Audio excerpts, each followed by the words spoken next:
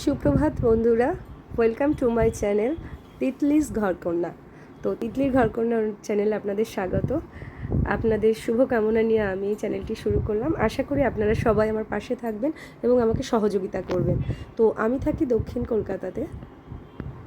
দেখে নিন বাইরের পরিবেশটা। অত্যাধিক গরমের পরে এখন দিন দুয়েক কিছুটা স্বস্তির আশ্বাস পাওয়া যাচ্ছে। কিছুটা ছিটে ফোটা বৃষ্টির পরে পরিবেশটা যথেষ্ট শান্ত আছে, ঠান্ডা আছে বলা যায় আর কি না। প্রচণ্ড যা গরম পড়েছিল কয়েকদিন। এই দেখুন ব্যালকনির কিছু গাছ, যেগুলো খুবই শান্তি দেয় চোখকে, মনকে অনেকখানি সতেজ করে। সবুজ তো তো আমি আপনাদের সঙ্গে আজকে একটা রান্নার রেসিপি শেয়ার করতে চাই। সেটা হচ্ছে চিংড়ি মাছ দিয়ে ঢেঁকি শাক। হয়তো আপনারা অনেকেই চেনেন ঢেঁকি শাক, অনেকেই বা চেনেন না। তবুও আমার দায়িত্ব, যেহেতু আমি রান্নাটা দেখাচ্ছি, সেহেতু আমি আপনাকে ঢেঁকি শাকের সঙ্গে পরিচয় করিয়ে দিই আপনাদের। এটা হচ্ছে ঢেঁকি শাক, হয়তো আপনারা চেনেন। দেখুন, আমি কড়াই খুন্তি নিয়ে নিলাম। এবার আমি আপনাদের দেখাচ্ছি ঢেঁকি শাকগুলিকে আমি কুচিয়ে নিয়েছি। ঢেঁকি শাকগুলি অ্যাকচুয়ালি অনেক বড় গাছের নিচে হয়, তোলা খুবই কষ্টকর, খুবই কম পরিমাণেই পাওয়া যায় বাজারে, বাট এটি খেতে অত্যন্ত সুস্বাদু। সুন্দরভাবে রান্না করলে এটা খেতে খুবই সুন্দর লাগে। এই যে দেখে নিন ঢেঁকি শাক, যারা খুব কষ্ট করে এগুলো তোলেন তাদেরকে ধন্যবাদ জানানোরই কথা। কারণ অনেক পোকামাকড় থাকতেই পারে বড় জঙ্গলের মধ্যে, গাছের নিচে।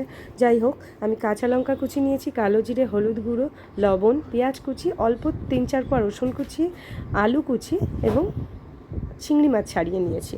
তো চলুন শুরু করে দিই। আমি গ্যাসটা জ্বালিয়ে নিলাম, আমার কড়াইটা গরম হচ্ছে। তো আমি সাদা তেল দিয়ে দিলাম, কারণ সর্ষের তেল অনেকে পছন্দ করেন, অনেকে পছন্দ করেন, এটা আপনাদের রুচি অনুযায়ী। আমি শাকের মধ্যে সাদা তেলটাকেই বেশি পছন্দ করি, কারণ সর্ষের তেলের গন্ধ অনেকের পছন্দ নাও হতে পারে, এটা আপনাদের নিজস্ব ব্যাপার। তো আমি সাদা তেলটা দিয়ে দিলাম। কড়াইটা একটু গরম হোক, কারণ কড়াই গরম না হলে কাঁচা তেলের গন্ধটা অনেকে পেতে পারে না। যতই সাদা তেল হোক, তার নিজস্ব একটা ফ্লেভার আছে, কাঁচাতে সেটা ভালো লাগবে না। যাই হোক, কড়াইটা আশা করি গরম হয়ে গেছে। একটু নাড়িয়ে দেখে নিই কতখানি গরম হয়েছে। হ্যাঁ, যথেষ্ট গরম হয়েছে। এবার আমি দিয়ে দেবো পেঁয়াজ ও রসুন কুচি। তো এই আমি দিয়ে দিলাম পেঁয়াজ রসুন কুচি। এবার একটু ভাজা হতে দেবো। পেঁয়াজ রসুন কুচিটা একটু নাড়িয়ে দিই, যাতে এটা একটু ভাজা হয়, যাতে ওর ভাজা ভাজা সুন্দর গন্ধটা আছে। তারপরে আমি ওতে কিছু জিনিস ধীরে ধীরে অ্যাড করবো। যেমন ধরুন চিংড়ি মাছটা দিয়ে দিলাম। কিছুটা পেঁয়াজটা লালচে লালচে হয়ে যাওয়ার পরে আমি চিংড়ি মাছটা দিলাম। এই চিংড়ি মাছটা আগে দিলে পেঁয়াজের সঙ্গে গন্ধের সঙ্গে সুন্দরভাবে ভাজা হতে পারবে এবং সুন্দর গন্ধটা হবে। তারপরে আমি দিয়ে দিলাম কালো জিরে। কালো জিরের পরে আমি দিয়ে দেবো পর্যাপ্ত পরিমাণে হলুদ গুঁড়ো। যত আপনারা হলুদ গুঁড়ো নাও দিতে পারেন, অনেকেই শাকে পছন্দ করেন না, আমি দিলাম আর কি, যেহেতু চিংড়ি মাছটা দিয়েছি সাদা সাদা ভালো লাগে না সেজন্য। তো হলুদ গুঁড়োটা দিয়ে আমি একটু নাড়িয়ে নিলাম। এরপরে একটু ভাজা হতে দিচ্ছি, একটু ভাজা ভাজা হোক, নাহলে কাঁচা থাকবে। দেখুন, এবার আমি একটু লবণ দিয়ে দিলাম। লবণটা আপনাদের স্বাদ মতো আপনারা দেবেন, যেমন খেতে ভালোবাসেন। এবার আমি কাঁচা লঙ্কা কিছু দিয়ে দিলাম। আপনারা চাইলে অনেক বেশিও কাঁচা লঙ্কা দিতে পারেন, আমার যেটুকু দরকার আমি ততটুকুই দিলাম। তো আরেকটু নাড়িয়ে নিলাম। এবার আমি দেবো আলু কুচিগুলো। যথেষ্ট ভাজা হয়ে গেছে পেঁয়াজটা, চিংড়ি মাছটা, আলু কুচিগুলো দিয়ে দিলাম। দিয়ে আলুগুলোকে এর সঙ্গে ভাজা ভাজা করবো। তো দেখুন বন্ধুরা, আমি দিয়ে দিয়েছি। এবার নাড়িয়ে নিচ্ছি। একটু ভাজা হতে সময় দিতে হবে, একটু নেড়ে চেড়ে দিতে হবে কিছুক্ষণ পর পর, যাতে মশলাটাও মিশে যায়, মশলাটা কড়ার গায়ে ধরে পুড়ে না যায়, প্লাস আলুটাও ভাজা হয়ে যায়, সেদিকটা লক্ষ্য রাখতে হবে। তো দেখুন, আমি আলুটা নাড়িয়ে নিচ্ছি।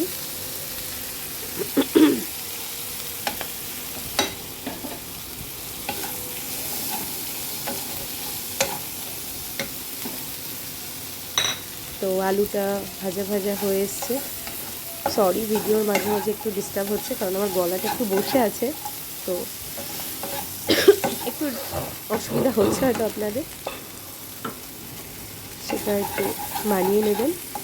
তো দেখুন আলুটা সুন্দর কালার হয়ে গেছে ওগুলির সঙ্গে মিশে, আর খুব সুন্দর একটা গন্ধও বেরোচ্ছে। কিন্তু যে পেঁয়াজ, কাঁচা লঙ্কা আর এর সঙ্গে মিশে চিংড়ি মাছের সঙ্গে বসে খুব সুন্দর একটা কালার হচ্ছে, ব্যাস খুব সুন্দর একটা গন্ধ বেরোচ্ছে। যাই হোক, আমি শাকটাকে দিয়ে দিচ্ছি অল্প অল্প করে।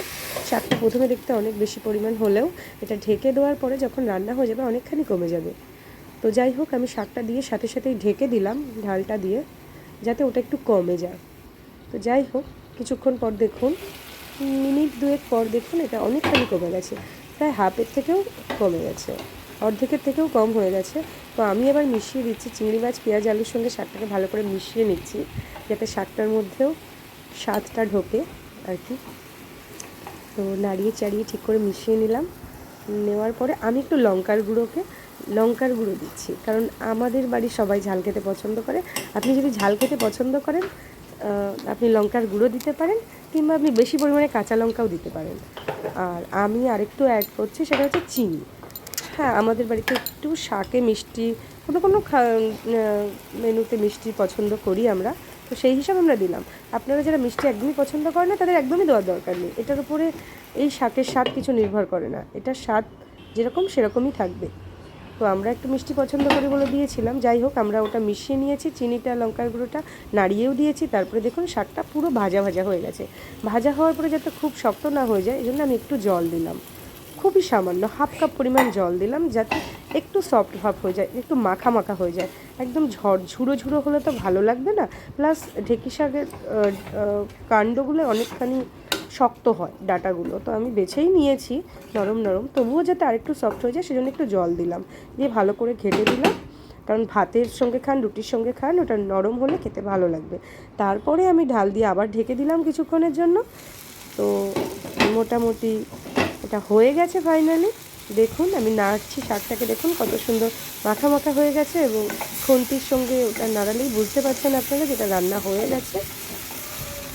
তো এটা আমি এবার নামিয়ে নেবো, আমি নামিয়ে নিচ্ছি এটা এবার, এবং প্লেটে ঢেলে নিচ্ছি। দেখুন আমি প্লেটে ঢেলে নিলাম। তো এটা মোটামুটি রেডি।